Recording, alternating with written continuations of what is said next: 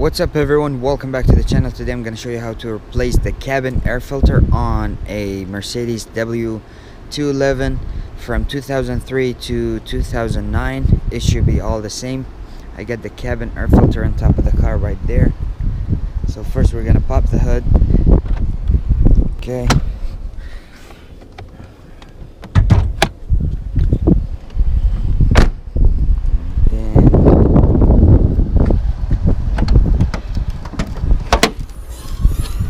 Okay, so toward the left top corner, the cabin air filter is inside this box. All what you need is a 10mm right there nut. Just remove that and put the nut to the side.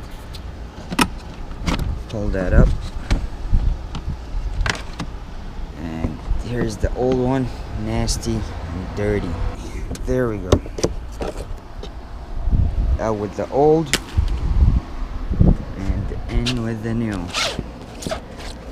I bought this for 12 bucks on eBay. It's the cheap stuff, but I really don't use this recirculation option. So okay, so there should be an arrow indicating the airflow right there. So the airflow is going to be going in. So with this piece, okay, so this goes on this way. Gotta get it, put it in with this clip, and then just the other way. Put it in like this. These plastic pieces inside them, and then just push it in like that. Take it in place. Okay,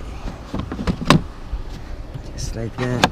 Push it right in place.